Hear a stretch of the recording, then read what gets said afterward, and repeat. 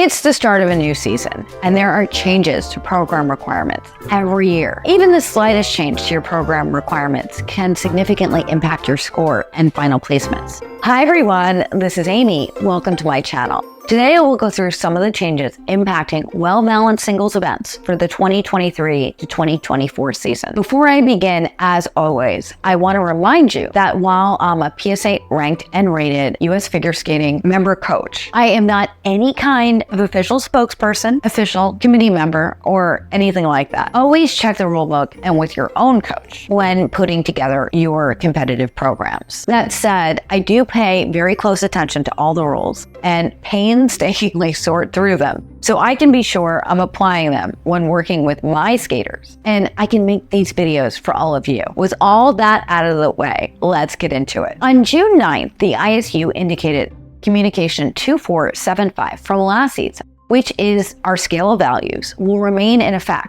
for the 2023 to 24 season. You'll want to use that document when working with your coach and doing the IJS math for the base values and potential GOEs for your elements in your programs. I have another video about strategically planning your season, so be sure to subscribe and ring that bell so that you never miss a video. Also on June 9th, ISU Communication 2558 was revised. This document contains the technical panel calling specifications for singles and pairs, the GOE guidelines for positive grades of execution, GOE reductions, and some additional notes. I realize this seems like really boring stuff. However, as a skater, it is in your best interest to know what's in this document, so that you can understand how to accrue positive bullets and reduce negative bullets so that you receive the highest GOEs you can. On page 7 are the positive bullets for single skating. The number of positive points you accrue are based on the number of bullets you achieve. There is one change to the jump elements. Bullet number 3 is a mandatory bullet you must achieve to receive higher than a positive 3 or a +3 grade of execution, in addition to rhythm in a jump combo.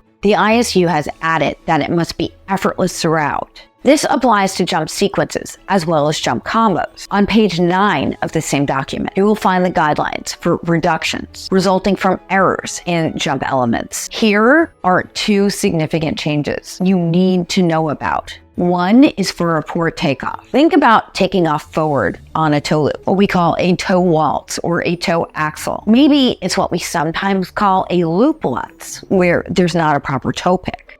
These errors can now result in a -2 to -4 on your GOE. That is a really significant reduction, so you want to avoid that. You always want to avoid errors like that, but now you're going to face steep mandatory deductions for those errors. Also, suppose you land on a quarter of multiple jumps within a jump combination or sequence. You receive multiple cues. In that case, the reduction can now be -3 to -4 or even a -5. That's without a fall if other errors are present within that jump element. This is why it's so critical that you execute those elements correctly with good technique. Moving on to spins, there are no changes to the positive GOE guidelines. But now that so many of you are attempting difficult exits to achieve higher levels, there's been a reduction change for a poor exit. The exit has now become part of the spin. Let me repeat that because it's important. Your spin exit is now considered part of your spin. Now you could be looking up to a -3 for a poor exit. So when trying to execute a difficult exit, remember the exit is part of your spin now.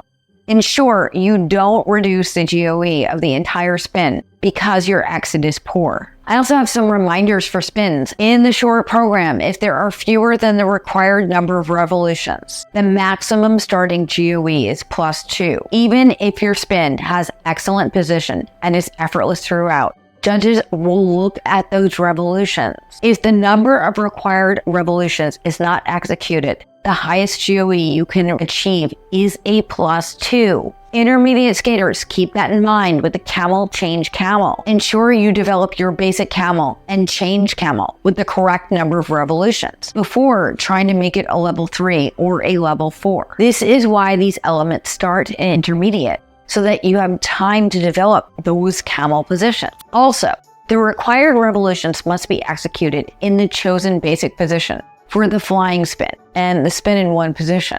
So if you complete 8 revolutions in a sit spin, but 2 of those revolutions are in your closing windup as you're rising back up to an upright, you will not have enough revolutions in the sit position to meet the 8 revolution requirement. You need to stay in that basic position for those 8 revolutions. In spin combinations, the required revolutions can be executed in any position. However, keep in mind there are requirements for both feet in the short program. It's a little bit looser in the free skate. New this year, we have a blue box. If you make an error, the judges are restricted and cannot start higher than a +2 GOE, even if your spin has excellent speed and great positions. This is why I always say those fundamental spin positions and the ability to achieve the required number of revolutions are so critical. You can add your difficult variations on top of those solid basic positions later on. Of course, a fall can't start higher than a +2. Landing on 2 feet or stepping out of a landing, wrong edge, downgrade, spins with less than the required revolutions in the short program, spins with a change of foot, with a poor change, flying spins with a poor fly, and step sequences and choreographic sequences that do not correspond to the music. That's a big one. Even though we're on the topic of spins right now, it's a big deal. If there are multiple errors in any element in both edge attention and under rotation, for example, you cannot be awarded anything above a +2 if you have any of these errors. Again, this is why it's so important to work on those fundamentals and ensure you can deliver on your execution in the context of your program. Not only in isolation, you must deliver quality execution in your program, particularly in those final spins. We see this in the free skate, where you can lose significant points because you're tired and maybe you're not paying attention to the little details. But those details matter. Let's talk a little bit about the term poor fly. Like many things, this can be subjective, but generally, judges are looking at the height of the fly with good control and position in the air and the landing. A poor fly can mean that it's not controlled and that a lack of control is impacting the quality of the remainder of the spin, where it's not well executed as a whole. I know I keep repeating this, but it's so critical. Develop a repertoire of solid flying spins and hold those basic positions first before you build your difficult variations. Before we look at step sequences and choreographic sequences, I want to let you know about a document that can really help you. It's called the 2023 Best Practices for Step Sequences and Spins. You can find it in US Figure Skating members only. For some reason, it's only under officials info, tech panel. But you can download this and use this document too. There are some changes in the step sequence because they have expanded the bullet of creativity. Bullet 4 has been changed from simply creativity in the step sequence to creativity of body movements, including variations of the free foot. Examples include creative and varied body movements and different placements of the free foot, forward, backwards, supported or unsupported. Think about how ice dancers would execute some of those turns. Is there a leg out to the side? Are they holding their skate while they're performing a twizzle, for example? If executed well, those kinds of details could impact your creativity. So explore those options and work with your coach to apply them in your program. Use it to your advantage because the judges will watch you to see if that's happening. There are no changes in reduction guidelines for errors in the step and choreo sequences. There is only that change to the criteria for creativity. Let's move on to program components. The definition of a program is that a skating program is comprised of elements seamlessly connected by steps and movement that make sense together and have a clear relationship to the chosen music. The resulting original entity has an interesting pattern on the ice, design in space, and corresponds to the music. This definition is for all levels from no test through senior because program components are used in evaluating all levels. Skating skills are how you execute the technique of skating and movement. Think about your carriage because that has to do with your technique. Judges are looking at your flow, glide, appropriate foot placement, and how you use your body to execute the elements, the spins, jumps, turns, and steps. Questions that judges will ask themselves when they think about composition is how the program is designed in relationship to the physical structure. Are you addressing musical nuances and crescendos, or are you just skating through them? How are you performing the program in connection with the music? Do you have a relationship with the music? Are you mindful that music is playing as you execute your elements within the program? There doesn't necessarily have to be a theme or a story. That said, the judges are asking if you understand the nature of the music you're using. The chart for this year is the same as last year. It's critical to understand that this chart is universal. So you're not being judged against other skaters at your level. Instead, you're being evaluated across the skating universe. Think of a skater like Jason Brown or Mariah Bell being at the top. The red labels labeled poor and very poor and extremely poor. That's where you're going to see developmental skaters. I know this can feel disheartening to a juvenile skater to think of their skating skills as poor, but you could still be at the top of your level and still receive marks near the bottom. Try not to let that term bother you. You're being compared to the very best elite Olympic skaters, not only the skaters at your level. So keep it in perspective. Domestically in the US, program components are weighted to assist you in developing your skating skills. The weight is the same as it was last season. In juvenile, skating skills are 60%. In intermediate, skating skills are 50%.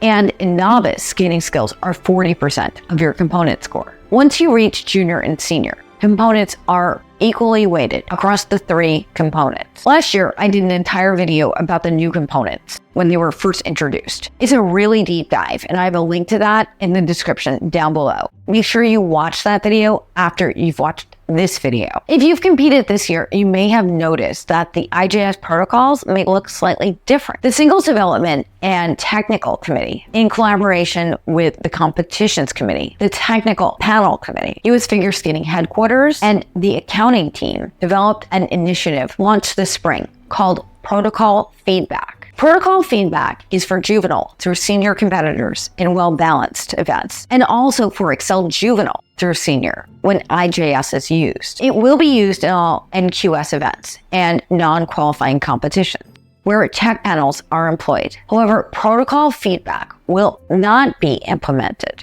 at the sectional singles final, US Figure Skating Championships, or the Excel Series Final. I have another video coming out all about this protocol feedback. It's super exciting. I also have a video about all the well-balanced program requirements for this season. And when they come out, I'll have information about Excel and Compete USA too. So be sure to subscribe and ring the bell so that you never miss a video when I post it. Down in the description, I have a link to my 2023 to 2024 season planner. Those of you that have it know I put all the documents in the Skater Toolbox, but there's tons of other stuff in that planner that can help you plan your season. Be sure to check that out in the description. This is Amy. Happy skating and happy competing. Thank you for watching. I will see you real soon. Bye.